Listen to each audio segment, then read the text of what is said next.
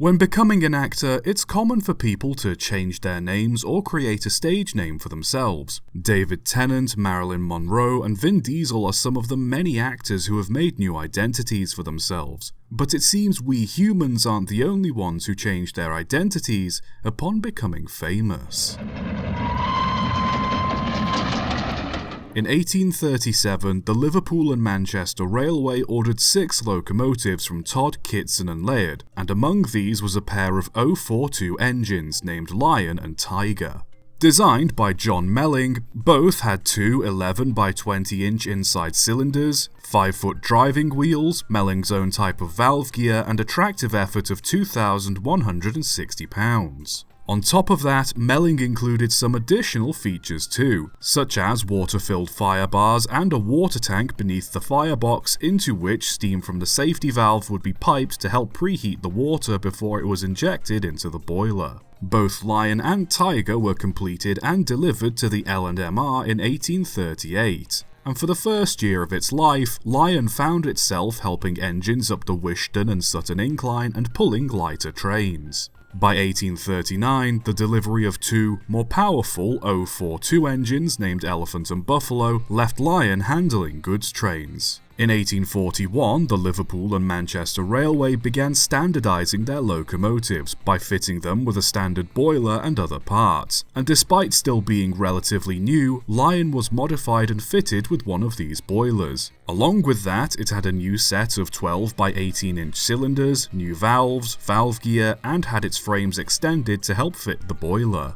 Lion then spent the next 18 years working passenger and freight services, coming under the ownership of the Grand Junction Railway in 1845, and a year later the London and North Western Railway. By 1857, much more powerful engines were readily available, and so Lion was taken out of mainline service and used to pull track maintenance trains. This duty only lasted 2 years, as by 1859 the L&MR decided to sell Lion on to the Mersey Docks and Harbour Board. It's around here records get a little vague, but the engine worked around the docks, doing what I'm not sure, and supposedly got a new boiler at some point before being separated from its tender, and repurposed as a pumping engine in 1871 around Prince's Dock. Here Lion remained for over 50 years, hidden and idly pumping away.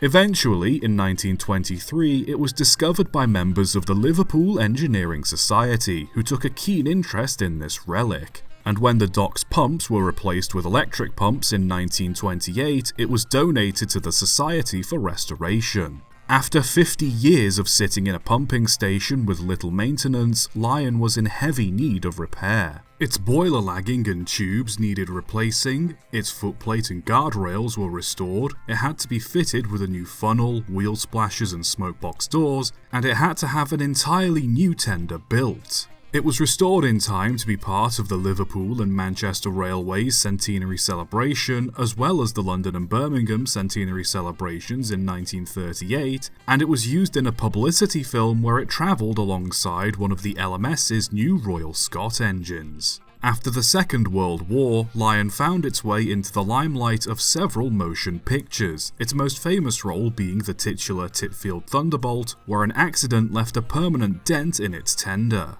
Given that the engine was well over 100 years old at this point, it seems that bump was enough to dissuade Lion's owners from letting it appear in any more movies. Afterwards, it had a relatively quiet life on display at the Liverpool Museum, who took ownership of the engine in 1970.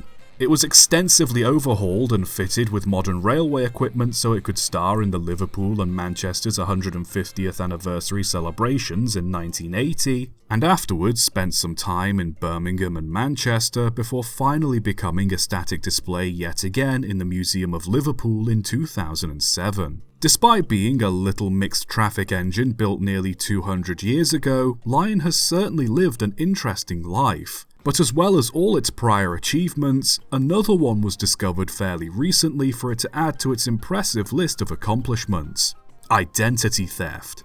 Anthony Dawson, who has made an excellent video on the subject going into much more depth which you should watch, discovered a discrepancy in Lion's history.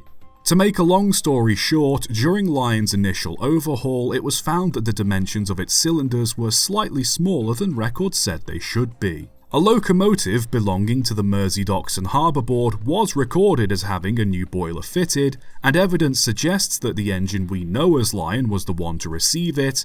However, dating on the cylinder block implies that it was cast in the 1840s, meaning that the Harbour Board didn't give it a new set of cylinders to go along with its boiler.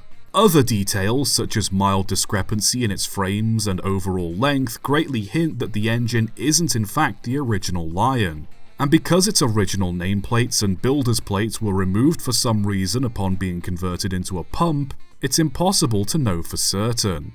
Some sources say it was converted into a pump in 1871, however the pumping station it was found in wasn't opened until 1875. The only reason people assumed the engine that was recovered was Lion was because a former worker at the docks, who was in his 80s when it was found, said it was Lion. With no badges or a solid paper trail, his word was the only thing they had to go on. Now, in most other situations, his word would be all well and good. However, Lion wasn't the only Stephenson Type 042 that was purchased for use on the docks. Multiple other engines built to almost exactly the same specifications worked around the docks too, a few of them also being modified into stationary pumps, so it's entirely possible that the worker misidentified the engine. Not to mention it was still a pump when it was found, and in worn-out condition, so it's fair to assume it would be quite hard to tell which engine would be which. All of this to say, it's not impossible that it's the original Lion still kicking about today, but there's enough evidence to suggest that it's more than likely our Lion isn't the original. If that is the case, what happened to the original will remain unknown. Likely scrapped of course, but the specifics are pretty much long forgotten. As tragic as it is that the original Lion might be gone, does that really take away from the current engine we all know and love? Our Lion is getting close to 200 years old and is still in fairly good condition. Compare that to the current state of Stephenson's rocket, which is only a few years older. Not to mention it was still fully functional until only a few decades ago, and considering not only its age, but the condition it was found in and its semi-active career since, to me, it doesn't really matter what it's called. It's an incredible locomotive regardless. Without its original name and builder's number, it's impossible to tell if Lion is the original. But a bit like my old buddy Nicolas Cage, is a change in identity really such an issue? Sure, it would be nice to know the engine's true identity, but at the end of the day, a different name doesn't distract from one's ability to perform. And when you look at how far such a simple little engine has come, I think you'll agree that no matter what name it goes by, Lion will always be a star. Subscribe for more.